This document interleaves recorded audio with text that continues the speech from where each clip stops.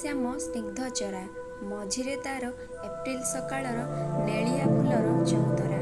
ତା ଭିତରେ ସେହି ନିର୍ଜନ ଡାକବଙ୍ଗଳା, ଅତୀତ ପରି ଧୂସର, ଭବିଷ୍ୟତ ପରି ଅସ୍ପଷ୍ଟ। ତାର ଚଉପଟ ଘେରି ଛାୟାତୀତ ନୀଳ ଝାଉଁବନ। ଶୀତ ଶେଷର କମଳା ରଙ୍ଗର ଖରା ମନ ଭିତରେ ଲିପି ଦେଉଥିଲା କେଉଁ ଅତୀତର ସୁନେଲି ସ୍ମୃତିର ଚେହେରା। ବାରଣ୍ଡାରେ ଏକ ଆରାମ ଚୌକିରେ ବିନତା ବୋଧହୁଏ ପ୍ରସାଧନ ପାଇଁ ପ୍ରସ୍ତୁତ ହେଉଥିଲା। ତାର ମୁକ୍ତ କ୍ଲେଶ ଶ୍ଳଥ ଶାଢ଼ୀରସର ସୂଚନା, ତାର ପରିଚୟ ପୁଣି ସଂକୋଚନ ପୂର୍ବରୁ ଖୋଲା ପ୍ରସାରଣଶୀଳ ଦେହଲତା। ଘର ଭିତରେ ତା ମା ସେ ଗ୍ରାମର ଶିକ୍ଷୟିତ୍ରୀଙ୍କ ସଙ୍ଗେ କ'ଣ କଥାବାର୍ତ୍ତା ହେଉଥିଲେ। ବେଳେ ବେଳେ ଦୁହିଁଙ୍କର କଥାର ଇସାରା। ବିନତା ମନରେ ଯେ ତରଙ୍ଗ ତୋଳୁ ନଥିଲା ତା ନୁହେଁ। ଦୁହେଁ ନାନା ଶବ୍ଦ ବିନିମୟରେ ବିହ୍ୱଳ, ବାର୍ତ୍ତା ମୁଖର। 2 ଦିନର ମୁସାଫିର ସେମାନେ। ଆସିଛନ୍ତି ସହରରୁ ବଡ଼ଦିନ ଛୁଟିରେ ମନ ହାୱା ବଦଳାଇବାକୁ। ହଁ, ହାୱା ବଦଳାଇବାକୁ ତରଙ୍ଗର ନିମନ୍ତ୍ରଣରେ। ତରଙ୍ଗ କହେ ସେମାନଙ୍କ ଗାଁ ସୁନ୍ଦରଗଡ଼ ଏଇ ନାଁର ଜୀବନ୍ତ ପ୍ରତୀକ। ଏ ଗ୍ରାମର ସରୁ ସରୁ ପଥ, ପାହାଡ଼ର ଧାରେ ଧାରେ ଭାନୁମତୀର ଶସ୍ୟାୟିତ ତିରି, ନାଲି କନିଅର ଆଉ ସୁନାରୀ ଫୁଲର ଲାଲ ଲାଲ ହଳଦିଆ ଛକ ମନରେ ଜଗାଇ ଦିଏ ଏପ୍ରିଲ ଆଶ୍ଚର୍ଯ୍ୟ ନାଟକ ସେ କବି କି ନା। ବିନତାର ସନ୍ଦେହ ଘୁଞ୍ଚିଛି। ସେ ଏଇ ଗ୍ରାମର ପ୍ରଥମ ଦର୍ଶନରେ ହିଁ କହି ଉଠିଛି, ସତରେ କିନ୍ତୁ ଚମତ୍କାର, ଭାରି ଚମତ୍କାର ତମ ଗାଁ। ସାର୍ଥକ ହୋଇଛି ତା ନାଁ ସୁନ୍ଦରଗଡ଼। ଓଟର ବଙ୍କାକୁଜ ପରି ଏହିସବୁ ଘୁମନ୍ତ ପାହାଡ଼ ଯେମିତି ଗୋଟାଏ ଗୋଟାଏ ମସ୍ତବଡ଼ ପିଲି ସଜ। ତା ଉପରେ ସକାଳ ଆଉ ସଞ୍ଜ ବେଳେ ସୂର୍ଯ୍ୟ ଦୀପ ଜଳେ। ଆଉ ଯେଉଁ ଦିଗଶେଷର ତାଳଗଛ, ଭାନୁମତୀର ତିରି ତିରି ଫଳଭରା ଖଜୁରୀର ବିସ୍ତୀର୍ଣ୍ଣ ପାହାଚ, ସେସବୁ ଯେମିତି ଗୋଟାଏ ଗୋଟାଏ ବତୀ ଖୁମ୍ବ। କାରଣ ତାରି ଉପରେ ତ ପୂର୍ଣ୍ଣିମାର ସୁବର୍ଣ୍ଣ ଆରମ୍ଭ ଚନ୍ଦ୍ରାବତୀ ଜଳେ। ଫାଲ୍ଗୁନର ଶୁଭ୍ର ହିମ ସଜାଇ ଦିଏ ଡାକବଙ୍ଗଳା ହତାରେ ପ୍ରସ୍ଫୁଟିତ କରୁଆଁ ଓ ନିମ ଫୁଲର ରୋଷଣୀ। ହସି ଉଠେ ଭାନୁମତୀର ଲାଲ କୁଟିମ, ସ୍ରୋତରେ ତାର ବାଜି ଉଠେ କଥା। ତରଙ୍ଗ କହେ ଦେଖିଲଣି କି ସୁନ୍ଦର ଏସବୁ ବିନତା, ଯେମିତି ଫୁଲର ଏକ ପ୍ରଦର୍ଶନୀ। ବିନତାର ଆଶ୍ଚର୍ଯ୍ୟ ଆଖିରେ ଲାଗେ ସେ କି ସ୍ୱପ୍ନର ଅଞ୍ଜନ, ତା ମନର କଠିନ ରକ୍ତଚନ୍ଦନ। ଗଛରୁ ଫୁଟି ବାହାରେ ମହକ, ଦେହେ ଦେହେ ଲାଗେ ତାର କି ଅପୂର୍ବ ବିବଧ ଚମକ। ସହରେ ବଢ଼ିଛି ସେ ତ ଇଟା ଆଉ ସିମେଣ୍ଟ ଭିତରେ, ଦେଖି ନାହିଁ ସୂର୍ଯ୍ୟୋଦୟ ଭଲ କରି ଦିନେ। ତାଠି ଲାଗିଛି ଲୁହା ଆଉ ଇସ୍ପାତର ପ୍ରେତ। ପାଇନାହିଁ ମୁକ୍ତି ତାର ଦୃଷ୍ଟିକୋଣ, ଅଭିଭୂତ ମନର କଳିସି। ତେଣୁ ବସି ଭାବେ ଇ କି ମୁକ୍ତି, ଇ କି ସମ୍ଭୋଗ। ଭାନୁମତୀ ଜଳର କଲ୍ଲୋଳ। ତା ମନରେ ଦେଇଯାଏ ଯେଉଁ ରୂପକଥା, ଦେଶର ସମାଚାର, ତାକୁ ସେ ସନ୍ଦେହ କରେ କିନ୍ତୁ ଭଲ ପାଏ। ଭୁଲିଯାଏ ସହରରେ 2 ବେଳା ପାଖ ଘରେ କାନଫଟା କ୍ରୁର ଗ୍ରାମୋଫୋନ, ପ୍ରତିବେଶୀ ଦୋକାନରେ ଭିଡ଼ଗୋଳ, ଟ୍ରାଫିକ୍ର ଘର୍ଘର ହୁଙ୍କାର, ରାସ୍ତାର ଆଓ୍ୱାଜ, ପେଟ୍ରୋଲ, ଗୋଲାପ ଫୁଲ ଓ ଆଲକାତ୍ରାର ଗନ୍ଧ। ତା ଆଖିରେ ସତ ଆଜି ଖଡ଼ଙ୍ଗାର ଭାନୁମତୀ ସୁଅ, ମଣିନାଗ ପାହାଡ଼ର ଶିଖ, ଶିମିଳି ଓ ପଳାଶର ଛଡ଼ା ଛଡ଼ା ପଶାପାଲି ଛକ। ଭୁଲାଇଛି ତାକୁ ସବୁ ପଛର ତାରିଖ। ଦୂରରେ କେତକୀ ଝର, ତାକୁ ଡେଇଁ ସୁନାଖଳା ତୋଟା, ଧାଡ଼ି ଧାଡ଼ି ବଣବୁଦା ଗିଲଗଛ, ବେତପୁଣି କଣ୍ଟା, ରନ୍ଧ୍ରହୀନ ବାଉଁଶର ବାଗ। ଶୁଣାଯାଏ ସେଠି ରୋଜ ମଖମଲି ଦେଇ ଏକ ବାଘ ପାଣି ପିଏ, ପିଛା କରେ, ଝର ଜଳେ ଦେଖି ନିଜ ଛାଇ, ଲାଞ୍ଜ ପିଠେ ନଖ ଘଷେ, ନିଜ ପ୍ରତି ନିଜେ ଆସି ଧାଏଁ। ଧାଡ଼ି ଧାଡ଼ି ଜଙ୍ଗଲର ଫୁଲ, ମାଛ କାତି ମେଘ ରାତି ତଳେ ଫୁଟି ଝଡ଼େ ବଣର ମହୁଲ।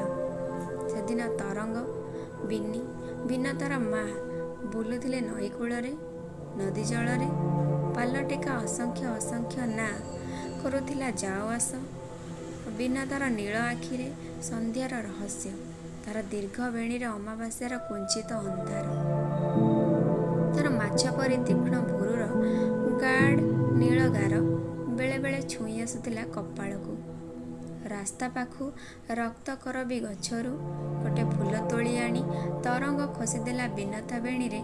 ତା ମା ଟିକେ ଆଗେଇ ଯିବାର ସୁଯୋଗ ନେଇ ତାପରେ କିଛି ନ ଜାଣିଲା ପରି ବୁଲି ପଡ଼ି ପଛରୁ ସେ ଚାଲିଲା ଆଗକୁ ପଲାସି। ଅସ୍ୱାଭାବିକ ବେଗରେ ନିଜର ପ୍ରତିବାଦରେ ବିନତା ହସି ପ୍ରାପ୍ତି ସ୍ୱୀକାର କଲା, ଜଣାଇଲା ମୌନତାରେ, ଭାନୁମତୀ ଦେଶର ଏ ରକ୍ତକରବୀ ମୁଁ ଗ୍ରହଣ କଲି ମୋ ମସ୍ତକରେ। କିଛି ଦୂର ଯାଇ ଗୋଟେ ବିରାଟ ପଥର ଉପରେ ସେମାନେ ବସିଲେ।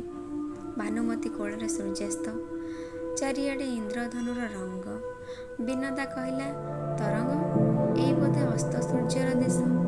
ଏଇଠି ବୋଧେ ସାରା ଦିନର କ୍ଳାନ୍ତି ହୋଇଯାଏ ଶେଷ। ଏଇଠି ବୋଧେ ସ୍ୱପ୍ନର ସୁନା କାଠି ଲାଗେ ରାଜକୁମାରୀ ନିଦ୍ରା ଯାଏ। କିନ୍ତୁ ନା, ଉଠେ ନା। ନା କ'ଣ? ତରଙ୍ଗ କହିଲା, ଉଠିବାର ସମୟ ହେଲେ ତ ସେଥିପାଇଁ ଅପେକ୍ଷା କରିବାକୁ ହେବ। କେବେ ସେ ଲଗ୍ନ? ବିନତାର ମା କହିଲେ, ତମେ ସବୁ କଥା ଲାଗୁଛି ଯେମିତିକା ଖାପଛଡ଼ା କେଜାଣି। ଆଜିକାଲି ପାଠ୍ୟପୁସ୍ତକରୁ ସେସବୁ ରୂପକଥା ଉଠିଗଲାଣି। ଆମେ ଏଣିକି ତଳ କ୍ଲାସରେ ଯେଉଁ ସବୁ ବହି ପଢ଼ାଉଛୁ ସେସବୁ ନୂଆ ଧରଣର, ଭିନ୍ନ ମନର ଗଢ଼ଣ। ସେଥିରେ ନାହିଁ ମଧୁମାଳାର ଗପ, କେଶବତୀ କନ୍ୟାର ସଂଳାପ।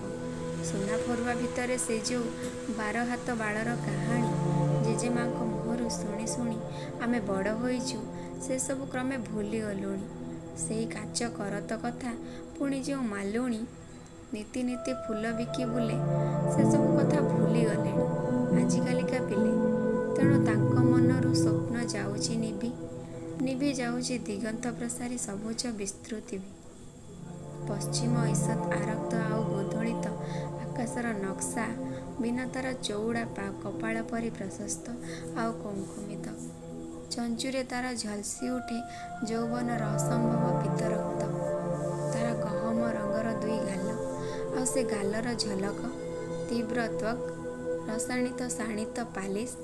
ତାର ସମସ୍ତ ରଙ୍ଗୀନ ଅନୁଭବର ହାଲୁକା ନୌକାରେ ସେମାନେ ଯେମିତି ପାଲ ବୟସର ସ୍ରୋତମୁଖରେ ଛୁଟି ଚାଲିଛି ନାଇଁ ଜାଣି କେଜାଣି ଉଜାଣି। ଆଜିକାଲି ସ୍ରୋତର ପ୍ରସର ଗତି ସାଙ୍ଗରେ ଅସହାୟ କରୁଣ ସାଲିସ୍ ତା ମନରେ ବିଜୁଳିର ତୀବ୍ର ଜୁଆର ସଂକ୍ରାମିତ କରେ, ପ୍ରଭାବିତ କରେ ପ୍ରତିବେଶୀକୁ। ତରଙ୍ଗ ବେଳେ ବେଳେ ଚୋରାଇ ଚୋରାଇ ଦେଖୁଥିଲା ବିନତାକୁ, ବିନତାର ନୈବେଦ୍ୟରେ। ତାପରେ ସେ ଚାହୁଁଥିଲା ଆକାଶକୁ, ଯେଉଁଠି ନୀଳ ଗହରର ଫୁଲଝରି ପଠାଉଥିଲା ନିମନ୍ତ୍ରଣ ନିଜର ପ୍ରକାଶ ହବାର ଦରବାରରୁ। ଇଏ କ'ଣ ପୁଣି? ହଠାତ୍ ଏକ କିଶୋରୀ ହରିଣୀ ହସ୍ତ ପଦରେ ପହଁରିଗଲା ସେଇ ବାଟରେ। ଦୂରରେ ଚିତାବାଘୁଣୀର ଆଇଁଷିଣିଆ ଦେହର ଆଘ୍ରାଣ ତରଙ୍ଗ ବୁଝିପାରିଲା। ଉଠି ଛିଡ଼ା ହେଲା। ବିନତା ବି ଅଳସ ଭାଙ୍ଗି ହାଇ ମାରି ଦେହ ବଞ୍ଚେଇ ଚାଲ ଚାଲ ହୋଇ ଉଠିଲା। ତରଙ୍ଗ ଭାବୁଥିଲା, ବିନତା ରୂପକଥାର ରାଜକୁମାରୀ ନୁହେଁ ବି ସେ ସପନଚାରିଣୀ, ସେ ତାର ସହପାଠିନୀ। ବେଳେ ବେଳେ ସେ ଧରା ଦେବାକୁ ଆସେ, କିନ୍ତୁ ଧରୁ ଧରୁ ଯାଏ ସେ ପଳାଏ। ସେ ଯେମିତି ତା ମନର ଘନ ବନର କନକ ମୃଗଣୀ, କିମ୍ବା ତା ମନର ନିଭୃତ ଆକାଶରେ ଏକ ବନହଂସୀ। ବେଳେ ବେଳେ ତାର ପ୍ରାଣକନ୍ଦରରୁ ଶବ୍ଦ ଆସେ, ଆଗ ମୃଗବଧୂ, ହେ ମୋର ବଳାକା, ନୁହଁ ମୁଁ ନୁହଁ ବାଟବଣା, ଏକେଲା ପଥଚାରୀ, ନୁହଁ ମୁଁ ଶିକାରୀ।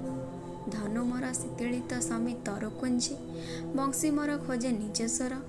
ଏହି ବନର ମୁଁ କବି, ଏଇ ଦେଶରେ ମୋର ଘର। ଇଏ ଯେଉଁ ରକ୍ତକରବୀ ଆଉ କୃଷ୍ଣଚୂଡ଼ାର ଦେଶ, ଭାନୁମତୀ ମୁହାଣ ପାରେ ସରହଦ ଯାଆ ଶେଷ। ମୁଁ ତାର ରୂପକାର, ତୁଳିରେ ମୋର ପାରିବ ଦେଇ ଟିକେ ଖାଲି ରଙ୍ଗ, ପାରିବ ଦେଇ ବଇଁଶୀରେ ମୋର ସ୍ୱର। ଆକାଶ ମୋର ଶୂନ୍ୟ ସ୍ଥିର, ଆଗ ବଣର ପକ୍ଷୀ, ପାରିବ ଉଡ଼ି, ପାରିବ ସତେ କହିନି ଛନ୍ଦ ରଖି। ମେଲାଇ ଡେଣା ପାରିବ ଉଡ଼ି, ଆକାଶେ ମୋର ଥରେ, ଶୂନ୍ୟତାକୁ ପାରିବ ଭରି। ଉଡ଼ିଯିବାର, ଭାସିଯିବାର, ଚାଲିଯିବାର ମଧୁର କରରୋଳେ। ଏସବୁ ପ୍ରଶ୍ନର ସେ ପାଇନି ଉତ୍ତର, କିନ୍ତୁ ପଚାରିଛି ଥରକୁ ଥର ନିଜକୁ କେବଳ। ନିରୁତ୍ତରଚିତ୍ତ ସେଇ ପ୍ରଶ୍ନ କରୁଣ କୁହୁକେ ପାଇଛି ସେ ଖୋଜି ସମାଧାନ। ଖାଲି ଏକ ପଚାରିବା ନିଶା, ଅସୀମ ଜିଜ୍ଞାସା ଅଭିଭୂତ କରିଛି ତାକୁ। ସେଥିପାଇଁ ପାଇଛି ସେ ମୁକ୍ତି, ତୃପ୍ତି, କିନ୍ତୁ ପାଇନାହିଁ ମୁକ୍ତି ନିଜଠାରୁ।